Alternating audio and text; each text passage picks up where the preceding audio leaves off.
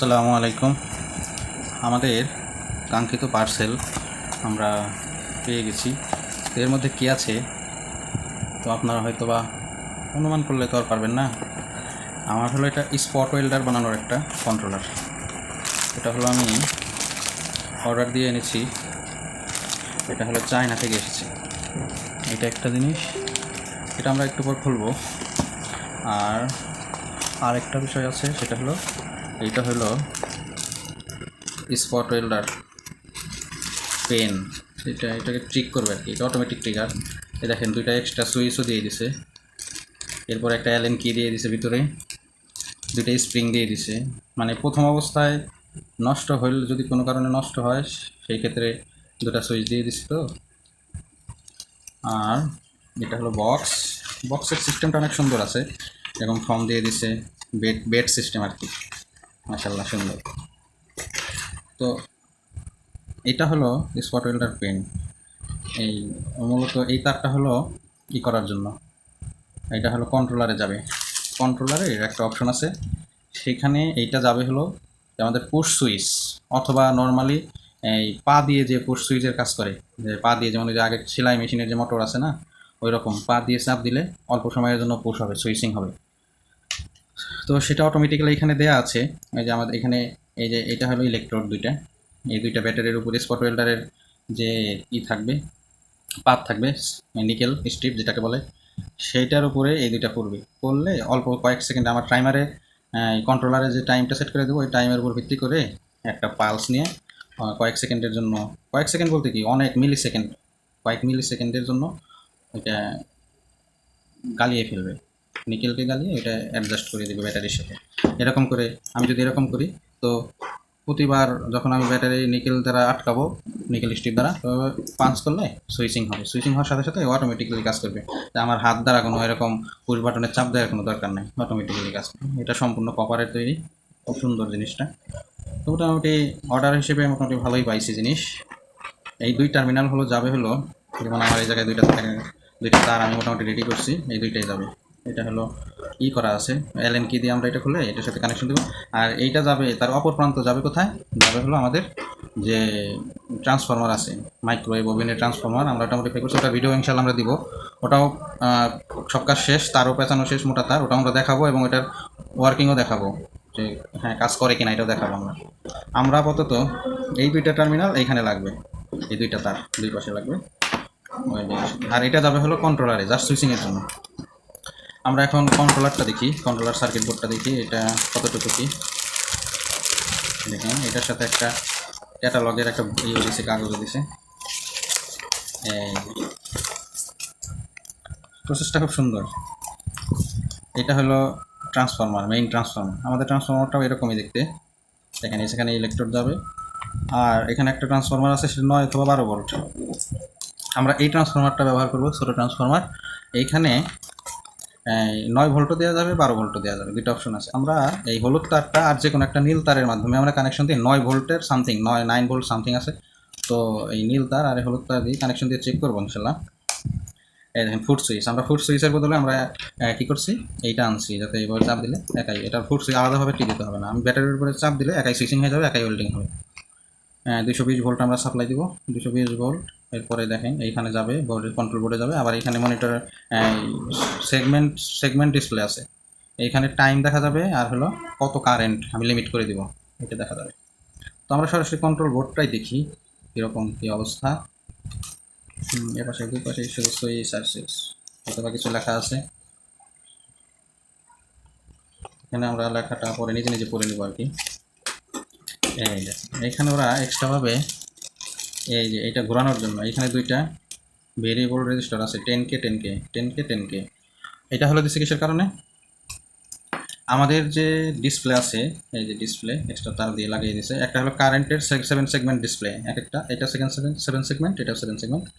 এইটা হলো দেখাবে কারেন্ট, দেখাবে কত কারেন্ট আমি সেটিং করলাম, আর এটা দেখাবে টাইম, কত মিলি সেকেন্ডে আমি সেট করলাম সেটা দেখাবে। তো এটা হলো একটা, হলো এটা হলো কারেন্ট সেট করার ভেরিয়েবল রেজিস্টার, আর এটা হলো টাইম সেট করার ভেরিয়েবল রেজিস্টার। আর এখানে দেখতে পাচ্ছেন, আর আমাদের যে ডিসপ্লে, সেই ডিসপ্লে কানেকশন এইখানে করা আছে। এইখানে দুইটা পোর্ট আছে, এইটা একটা এটা একটা। দুইটা পোর্টের ভিতরে একটা আছে এসি 9 থেকে 12 ভোল্ট, আমরা এইটা এসি দিতে পারবো এখানে 9 থেকে 12 ভোল্ট লিমিট এই পোর্টে যাবে। তার মানে আমরা যে যেটা এই অ্যাডাপ্টারের কথা বলছি এইটার হলুদ আর হলো নীল এইখানে যাবে। এটাকে ডিসি করার কোনো প্রয়োজন নাই। এখানে ওরা এই যে এই দেখেন ভিতরে এইখানে এই যে ব্যবহার করছে কি ডায়োড, ব্রিজ রেক্টিফায়ার ব্যবহার করছে ওরা এইখানে ব্রিজ রেক্টিফায়ার ব্যবহার করছে। আর এই যে এটা হলো ক্যাপাসিটর, এর মাধ্যমে কি হচ্ছে এটা এইখান থেকে এসি যাচ্ছে, এখান থেকে ডিসি হয়ে এমনিতেই ডিসি হচ্ছে।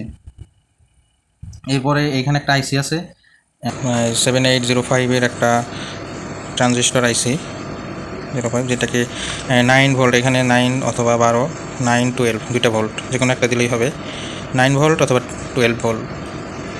তো ওইটাকে যে 7805-এর মাধ্যমে আমরা 5 ভোল্টে রূপান্তর করবো। কারণ হলো এখানে দেখেন একটা আইসি বা মাইক্রো কন্ট্রোলার বলতে পারেন, এটাকে দেওয়া হয়েছে, এটার কোনো কোড নাই। এটা আমি রিভিউ করতে চেয়েছিলাম, কিন্তু এই কোডটা যদি থাকতো রিভিউ করতাম, কিন্তু কোড নাই দেখেই রিভিউ করি নাই। আমাকে বলা হয়েছিল, আমি যখন কিনি সেখানে লেখা আছে যে STM32, হ্যাঁ ব্লু পিল যেটাকে বলে আর কি, STM32 মাইক্রো কন্ট্রোলার ইন্ডাস্ট্রিয়াল লেভেলে যেটা ব্যবহার করে ওইটা এখানে ব্যবহার করা হয়েছে। এখন এটা কি দিছে আল্লাহ তালাই ভালো জানে। এইখানে এলইডি আছে 4টে, একটা হলো পাওয়ার সাপ্লাই যে পাইছে সেইটা দেখানোর জন্য, একটা হলো ট্রিগার হইতেছে যে টিআর, যেটা ট্রিগার হইতেছে যখন আমরা লিথিয়াম ব্যাটারির উপরে নিকেল স্ট্রিপকে লাগানোর জন্য দিব, ট্রিক করব, তখন ওই বাতিটা জ্বলবে। SW এটা সুইচিং হইতেছে, এটা বোঝাবে। আর STA এইটা হলো স্টেবল, ভোল্টেজ টাইপ স্টেবল আছে, এটা বোঝাবে। আর এইখানে দেখেন একটা এই যে অপ্টোকাপলার ব্যবহার করা হয়েছে, অপ্টোকাপলারটার হলো দেখেন কোড নাম্বার কত, MOC3021। এইটা হলো এই ডিসির সাথে, এইটা হলো এসি, দেখেন ডেঞ্জার লেখা, ডেঞ্জার, ঠিক আছে, ডেঞ্জার। এই এসির সাথে ডিসির কানেকশন হইতেছে কোনো ওয়্যার ছাড়া কোনোভাবে, এটা হলো কি আইসোলেশন হইতেছে, ফুল আইসোলেশন। কারণ এইটা হলো একটা ডায়োডের মাধ্যমে এবং ট্রানজিস্টরের মাধ্যমে, অথবা যেটাকে বলে ডায়াকের মাধ্যমে হয়, কিন্তু এটা হলো কি ফটো ডায়াক হইতে পারে, ফটো ট্রানজিস্টর হইতে পারে, ফটো ডায়োড হইতে পারে।